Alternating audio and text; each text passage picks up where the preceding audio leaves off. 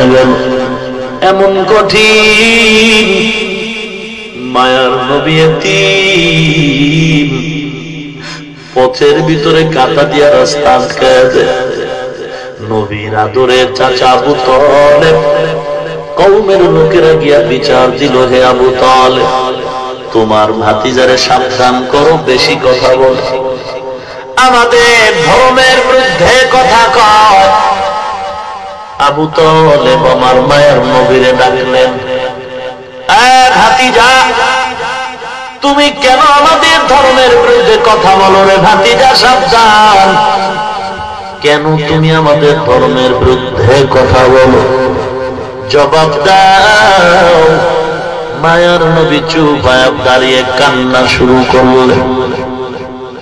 আবু তালেব বলে, রে ভাতিজা, জবাব দাও, কেন কাঁদো?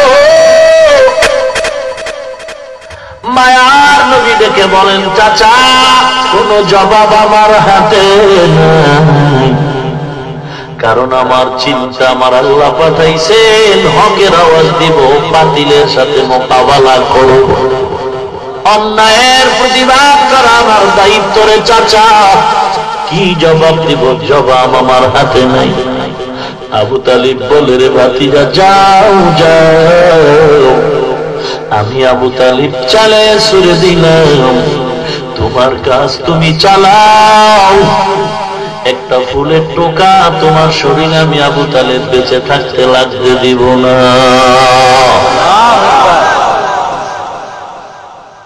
নবীর উম্মত, আল্লাহর নবী বলেন, হে উম্মত, দুটো জিনিস আমি তোমাদের মাঝে রেখে গেলাম, ভালো করে ধরো, যদি ধরে রাখতে পারো কোনো ভয় নাই, কোনো চিন্তা নাই, মুনাফিকের দল তোমার ঈমান কেড়ে নিতে পারবে না।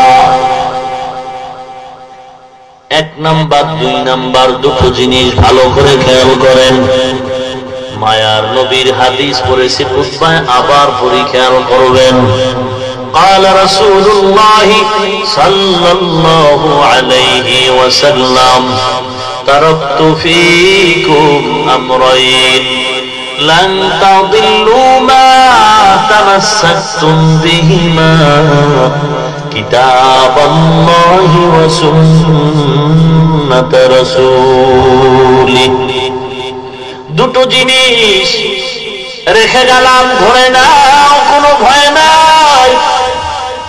নৌকা চলে নদীর মাঝে, হঠাৎ যদি ডুবে যায়, স্টিমার ডুবে যায়, নদীর মাঝে যদি তুমি নৌকা হারিয়ে ফেলো, বিপদমুখী হও, এমন কঠিন মুহূর্ত, এমন কান্না শুরু হয়ে যায়। ওই সময় যদি একটা কলা গাছ তার হাতের মধ্যে দেওয়া হয়, বান্দার কলিজা বড় হয়ে যায় খুশির কারণে। এই কলা গাছ দিয়ে আমি আস্তে আস্তে করে হলেও তো কিনারায় যেতে পারবো। এ নবীর উম্মত, কলা গাছ আমার আসল কিছু না, আমি কিনারায় যাওয়ার একটা মাধ্যম। পীর আমার আসল না, পীর ধরলাম জান্নাতের পথ চিনার একটা মাধ্যম।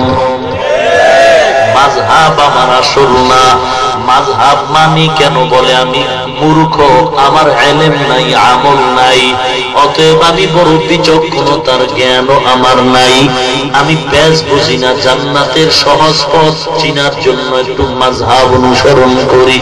হে মুমিন, কারণ মন মতো জিন্দেগি চালানো যাবে না, মন মতো জীবন চালাইতে গিয়া কেউ নাজাতের রাস্তা খুঁজে পায় নাই, অতএব কারো না কারো মুরব্বি মেনে চলতে হবে। মুরব্বি ছাড়া যারা চলবে তারা জাহেলিয়াতের মতো ধ্বংস হয়ে যাবে। যার কোনো মুরব্বির প্রয়োজন মনে করে না, ইবলিস কিন্তু মরে নাই, ওই ইবলিস এসে ওই বান্দার মুরব্বি হয়ে যায়। ইবলিস সিনার ভিতরে ঢুকে রগে রগে দৌড়ায়, দৌড়ায় দৌড়ায় ধোঁকা দেয়, আমি বড় আলেম, আমি বড় মুফতি সাহেব, আমি বড় মুহাদ্দিস সাহেব, আমি তো বড় কিছু জানি, আমার কত বড় টাইটেল, আমার মতো বক্তা কেউ নাই, আমার মতো আলেম কেউ নাই, আমার মতো মুহাদ্দিস কেউ নাই। সব দিক দিয়ে তাকায় দেখি আমি সবার বড়, আমি সবার বড়। এরে পাগলা, বড়র যে বড় আছে তুমি জানো না? وفوق كل ذي علم عليم। আল্লাহ কোরআনে বলেন বড়র বড় আছে, বড়র দাদায় ডেকে বলে নাতি একটু দেখ আমার বয়সের সীমানাটা কত। নাতি বলে দাদা কি পাগল হয়ে গেছো, স্ক্রু ঢিল হয়ে গেল নাকি? আমার বাবার হায়াত আমি জানি না, দাদা তোমার হায়াত কেমনে জানবো? নাতি ডায়েরি খোল, ডায়েরি তালাশ করলে তুই আমার হায়াতের সীমানা পাবি। ডায়েরি খুলে নাতি হিসাব করে বের করলো। দাদা তুমি বড্ড খুশি হয়ে যাইবা শুনলে। বয়স কত? হে নাতি আমার। বলে আমার বয়স 100 উপরে চলে গেল। দাদায় বড্ড খুশি হয়ে বলে তাহলে জমিনের মধ্যে তো আমার থেকে বড় কেউ নাই, আমি তো বিশ্ব বরেণ্য আশিকে রাসূল সুফি সম্রাট, তাহলে আমার মতো আর বড় আছে গেলে? এখন দুনিয়াতে ঘুইরা একটু নাতি পুতিরে দেখা নেই, আমার সবাই ছোট, আমার মতো বড় কেউ নাই। চল নাতি চল। নাতির হাতটা ধরছে এক হাত দিয়া, আর এক হাতে একটা বেতের লাঠি নিয়ে দাদায় পায়চারি করতেছে, হাঁটতেছে, গ্রাম ঘুরতেছে। আমার মতো বড় কেউ নাই, অতএব যারে দেখ উল্টা পাল্টা তারে আমার ভক্ত বানানো। হাঁটতে হাঁটতে মারেফতের খানকা বটগাছ তলায় হাজির। কিসের খানকা? মারেফতের খানকা। বলে কেন? বলে বটগাছে যেমন জ্বর, মারেফতওয়ালাদের চুলের ভিতরেও তেমন জ্বর। আর অধিকাংশ বটগাছের গোড়ায় আসর মিলায় ডেক বয়, লাল শালু বিন্দায়। কথা বলেন না কেন? দাদা নাতির নিয়ে বটগাছ তলা মারেফতের খানকায় গিয়ে দেখে রেড সিগন্যাল। দেখছেন রেড সিগন্যাল মানে কালো, লাল লাল বড় খারাপ, লাল সিগন্যাল বড় খারাপ। রাসূল বলে যার বাড়ি লাল কাপড়ের নিশান থাকবে জাহান্নামের আলামত। বুঝো পাবলিকের গোষ্ঠী, বুঝো। বন্ধদেরকে যেদিন বলবে তোরা কেন এদের ধোঁকা দিছো, বন্ধরা বলবে রে আল্লাহ আমি তো নিষেধ করছিলাম। তার মানে কেমনে করছো? লাল কাপড় দিয়া বলছিলাম আসবি না, রেড সিগন্যাল। এই যে আমি লাল কালারের রুমাল পরি, একশ লাল রঙের রুমাল পরাও পুরুষের জন্য নিষেধ। লালের সাথে সাদা মিক্স আছে, এজন্য কোনো নিষেধ নাই। অতএব লাল লাল একশ লাল নিরেট লাল ব্যবহার করা নিষেধ। হে মুমিন, লাল দুনিয়াওয়ালাদের জন্য সিগন্যাল ভয়ানক। লাশের গাড়ির বহরে লাল পতাকা। কথা বলেন না কেন? লাল পতাকা দেখলেই মানুষ ভয় পায়, ওখানে গেলে বিপদ। বিপদ একজন আর হইছে জন্য লাল কাপড় দিছে। অমুমিন দাদায় তাকায় দেখে পুরা বটগাছ তলা বয়া বয়া কান্না করে। নাতিরে কয় দেখ কেন কাঁদো? তাকায় দেখে ডাইনে বামে চেহারার সাইজ দেখে মনে হয় দাদার থেকেও বুড়া। দাদায় বলে রে কপাল বুঝি ঘুরছে, মনে করছিলাম আমার থেকে বড় কেউ নাই। আমি বড় বিশ্ব আশিকে শয়তান, আমি বড় সুফি সম্রাট, আমি মুজাদ্দিদে জামান, আমার মতো বড় কেউ নাই। বটগাছ তলা তাকায় দেখি আমার থেকেও বুড়া। কিরে বুড়া কেন কাঁদো? বুড়া বলে কান্দি এমনে না, বাবায় জনমের মতো মাইল দিছে। নাতি কই তুই কই? শুনছ এই বুড়ো নাকি বাপ আছে, কপাল বড় খারাপ। এইবার বাবারে না দেখা মরমু না। মনে করছিলাম জঙ্গলে বাঘ নাই, সিংহ নাই। মনে করেছিলাম জঙ্গলে বাঘ নাই, সিংহের গর্জনে ঢুকতেই পারতাম না জঙ্গলে। সিংহের গর্জন দিয়েছিলেন শাইখুল হাদিস আল্লামা আজিজুল হক রাহমাতুল্লাহ আলাইহি। নাই নাই বেঈমান নাস্তিক বড় খুশি, জঙ্গলের সিংহ মরে গেছে, আমগো মাস্তানি বেড়ে গেল। বাননের মাস্তানি বাড়লো, শিয়ালের মাস্তানি বাড়লো। কয় না, তুই সাবধান হয়ে যা, সিংহর গর্জন তুই শুনো না, এখনো তুই তার পাও নাই, জঙ্গলে বুঝি কেউ নাই, কেউ নাই, সামনে আগা। দাদার সামনে গিয়া বাবারে জিজ্ঞাসা করে, বাবা ও চাচা, বটগাছ তলায় মুরব্বী কান্দে কেন?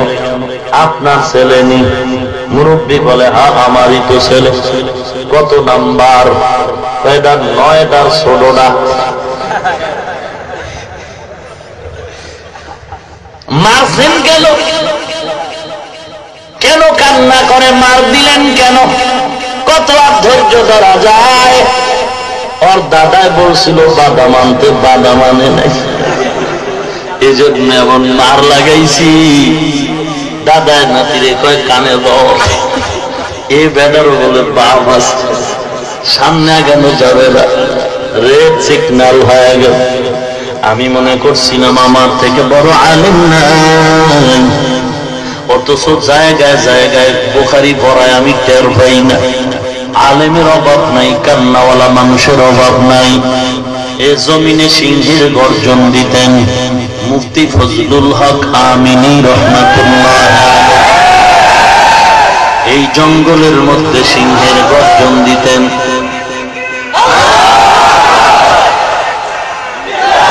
সময় কম ভাই, সময় কম।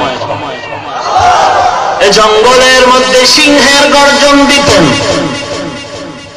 বাঘের বাচ্চা বাঘ, কাফনের কাপড় মাথায় পরিহিত গোলাম, চরমনায় জমিনে ঘুমন্ত সৈয়দ ফজলুল করিম রহমাতুল্লাহ আলাইহি, তিনিও বিদায় হয়ে গেলেন। এ জমিনের আর এক বাঘ, বাইতুল মুকাররমের খতিব আল্লামা ওবায়দুল হক রহমাতুল্লাহ আলাইহি, এরা সব বিদায় নিলেন। সিংহ নাই, জঙ্গল খালি। এখন বুঝি কোরআনের বিরুদ্ধে কথা বলে পার পাবো, এখন বুঝি নবীরে গালি দিলে মজা পাওয়া যাবে, এখন বুঝি ওয়াজের উপর 144 ধারা জারি করা যাবে না। নবীরে গালি দিয়া পার পাওয়ার উপায় নাই। মনে করেছো সিংহের গর্জন জঙ্গলে নাই, মনে করিস না জঙ্গল খালি হয়ে গেছে।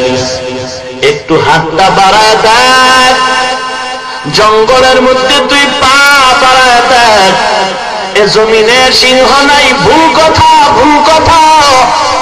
যদিও বড় বড় সিংহের গর্জন চলে গেছে, তারপরেও জঙ্গল নিরাপদ মনে করবা না, কারণ আল্লাহর কসম এই সিংহের গর্জন যদিও কমে গেছে, তবে তার হাতে বানানো পোশাক সিংহের বাচ্চাগুলো এখন আছে, কেউ মরে নাই, মরে নাই।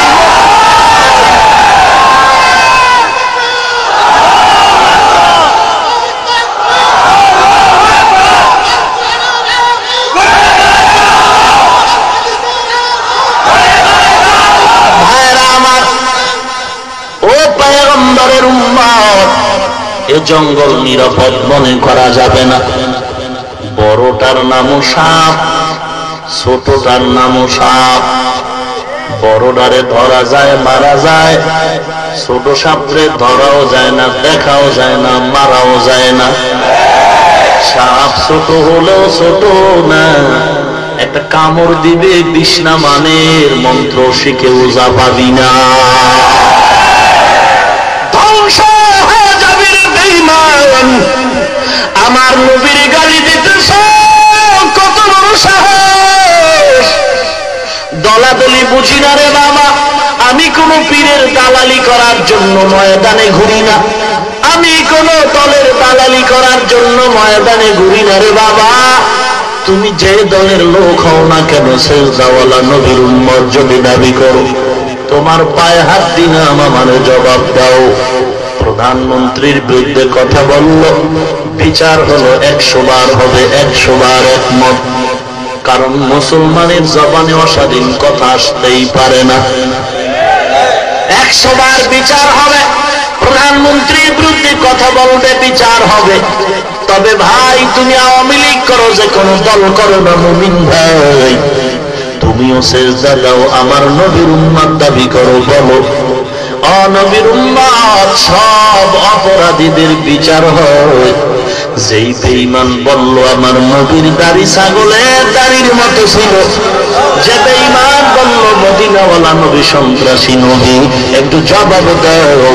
প্রধানমন্ত্রী সুদ্ধা সকল অপরাধী যারা গালাগালি করলো সবার বিচার যদি হয়, মুসলমান মদিনাওয়ালা উম্মত জবাব দাও, আমার নবীরে যারা গালি দিল তাদের ফাঁসি এখনো কেন হলো না? দিতেই হবে জবাব, দিতেই হবে, পালানো যাবে না। জবাব আজ দাও, কাল দাও, দিতে হবে। কারণ এর জমিন আমার আল্লাহর, আমরা কারো কালাল না, কারো গোলাম না, কারো দুশ্মনও না। ইমানের দাবি নিয়ে কথা বলি, কোন পক্ষ বিপক্ষ বুঝি না। আমার নবীরে গালি দেবে সহ্য করা যায় না। এ নবীর উম্মত, যে নবীর জীবনে দেখি নাই, টুপি মাথায় দিলাম, দাড়ি রাখলাম, জামা পরলাম, কত গালি শুনলাম, তারপর টুপি ফালাই নেই, জামা ফালাই নেই, দাড়ি কাটলাম না, মিথ্যা বলি না, রসুলের মহব্বতে জিন্দেগি চালাই। যদিও চাকরি নাই, সার্টিফিকেট নাই, আল্লাহর মহব্বতে চলতেছি রসুলের তরিকা মেনে। ও নবীর উম্মত, এরপর আমরা বেজার না, এত কষ্ট করে নবীর আদর্শ বাস্তবায়নের চেষ্টা করি, অতএব কিছুই বিনিময় পাইলাম না দুনিয়ার ভেতরে। এরপরও যদি আমাকে গালি দাও সহ্য করে নিব, আমার বাবারে গালি দাও মেনে নেওয়া যাবে, তবে রসুলের কথা বলবা জীবন থাকতে কখনো মেনে নিতে পারি না। ভাইরা আমার, রসুল বলেন দুটো জিনিস রেখে গেলাম, দুটো জিনিস। তারাকতু ফীকুম আমরাইন লান তাদিল্লু মা তামাসসাকতুম বিহিমা কিতাবাল্লাহি ওয়া সুন্নাত রাসূলি। রাসূল বলেন দুটো জিনিস রেখে গেলাম, খেয়াল করেন। দুটো জিনিসের একটা হলো কিতাব আল্লাহ, আল্লাহ তাআলার কিতাব কোরআন। এক নম্বরে কথা বলেন না কেন? জিহ্বাটা নাড়ায় বলেন কি? আর কোরআন, আর জোরে বলেন। এক নম্বরে কোরআন, দুই নম্বরে কথা বলেন না কেন? এক নম্বরে জিহ্বা নাড়ায় বলেন, দুই নম্বরে আর জোরে বলেন। এক দল বলে হাদিস, আর এক দল বলে সুন্নাত। রাসূল কি বলেন? কিতাব আল্লাহ ওয়া সুন্নাত রাসূলি। এক নম্বরে কিতাব আল্লাহ, আল্লাহর কিতাব কুরআন, দুই নম্বরে পয়গম্বরের সুন্নাত। প্রশ্ন হতে পারে হাদিস কেন বলেন নাই? সুন্নাত বলছেন, হাদিস কেন বলেন নাই? এক নাম্বার জবাব, হাদিস না বলার কারণ হলো কোরআন এমন একটা কিতাব, কোরআন বললে হাদিস বলার কোনো প্রয়োজন নাই। কারণ হাদিস শরীফ ভিন্ন কিছু না, পয়গম্বরের হাদিস হলো কোরআন শরীফেরই ব্যাখ্যা। এজন্য তাকায় দেখেন বেঈমান নাস্তিকের দলেরা কোনদিন বলে না হাদিস বন্ধ করো, হাদিস বন্ধ করো, হাদিস বন্ধ করে দাও। সমস্ত দুনিয়ার বেঈমান স্লোগান দেয় কোরআন বন্ধ করে দাও, কোরআনের মাদ্রাসায় তালা দাও, কোরআনের ওয়াজে তালা দাও, বক্তার জিহ্বায় তালা লাগাও, কোরআন বন্ধ করো, কোরআন বন্ধ করো, হাদিস বন্ধ করো বলে না, শুধু একটাই বলে কোরআন বন্ধ করে দাও। কারণ বেঈমানের বাচ্চারাও ভালো করে জানে আল্লাহর কোরআন যদি বন্ধ হয়ে যায় অটোমেটিক হাদিসও বন্ধ হয়ে যাবে। 2 নাম্বার কারণ হাদিস না বলে সুন্নতে রাসূল বলার। 2 নাম্বার কারণ হলো হাদিস সমর্থন করা যায়, বাস্তবায়ন করা যায় না। হাদিস মানা যায়, আমল করা যায় না। আমল করতে হলে, বাস্তবায়ন করতে হলে লাগবে নবীর আদর্শের দাড়ি, টুপি, নামাজ, সুন্নাত। হাদিস বাস্তবায়ন করা যাবে না। হাদিসে আছে রাসূল 9 বিবাহ করেছেন, তুমি কি তার আমল করতে পারবা? সমর্থন করি, হাদিস মানি, তবে আমল চলবে না। নামাজের ভিতরে কথা বলা এক সময় হাদিসে লেখা আছে জায়েজ ছিল, এখন যদি কথা বলে নামাজ ভেঙ্গে যাবে।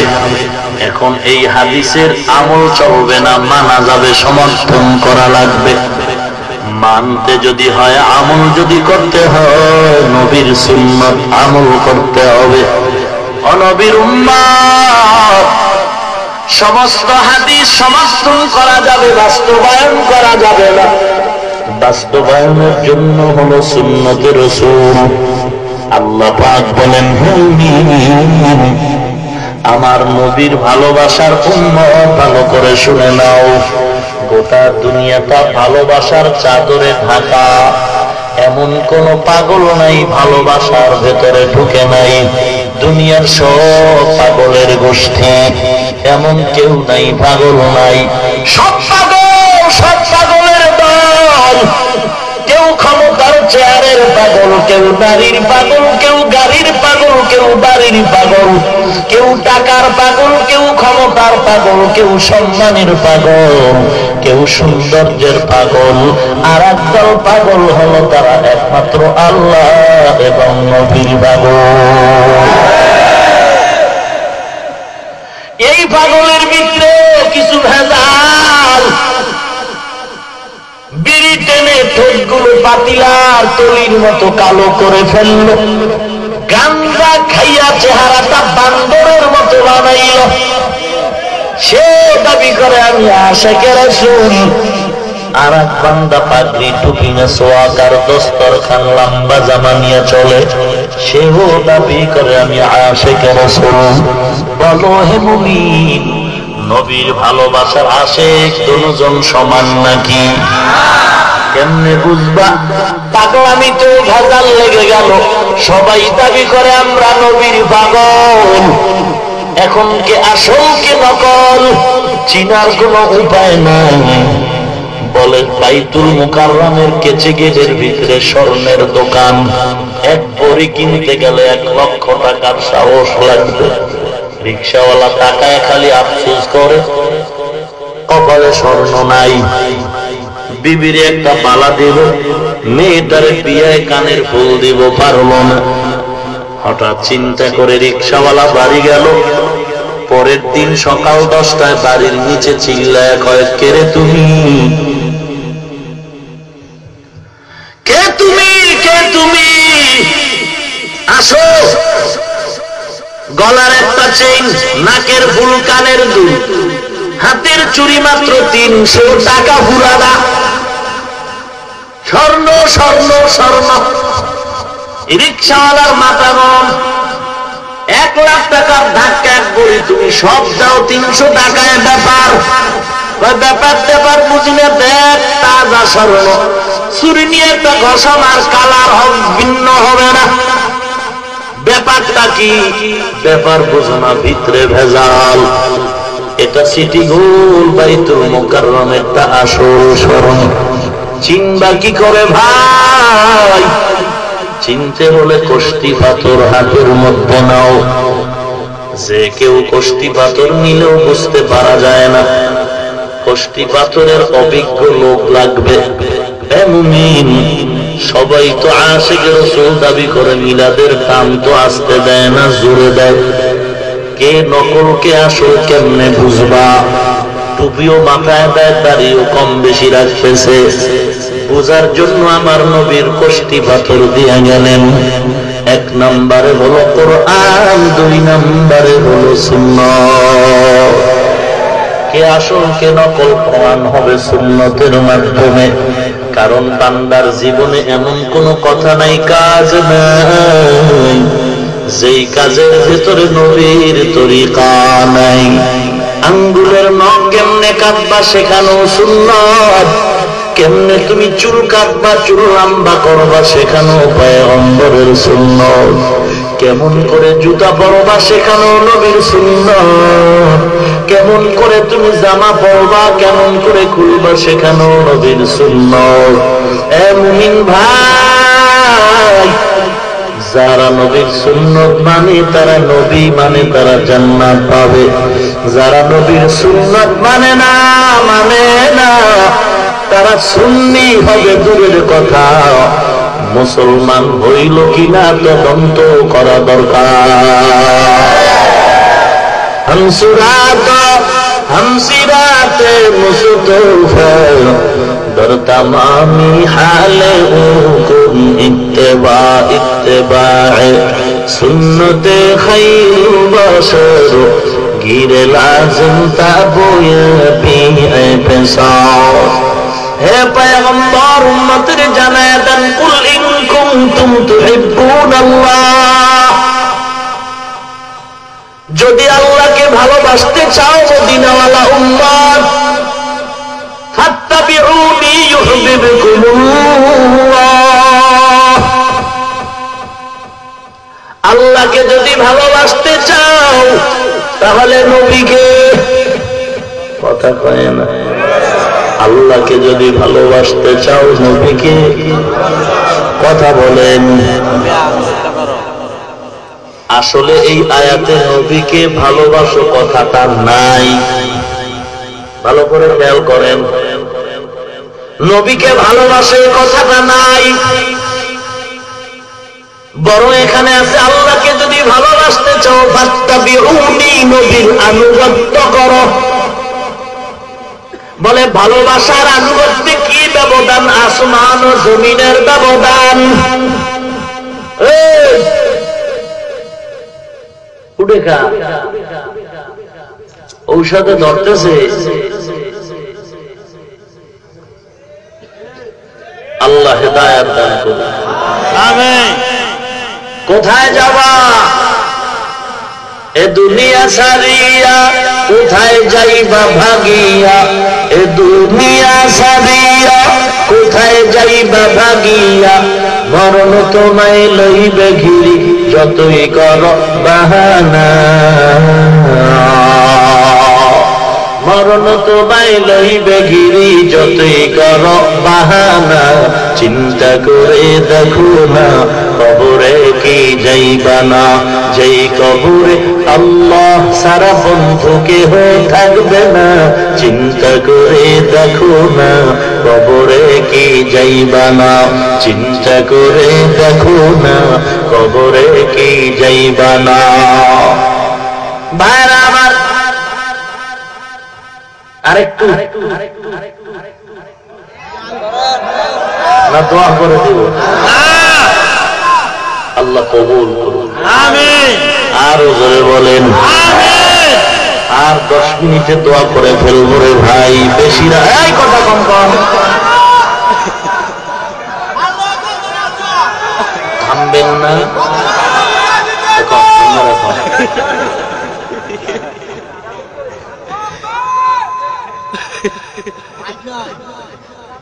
ইমাম সাহেব কি মুক্তাদির কথায় সেজদা রুকু দিবে না মুক্তাদিরা ইমাম সাহেবের কথায়? হ্যাঁ, আল্লাহ আমাদের হেদায়েত দান করুন, আমিন। হে রাসূল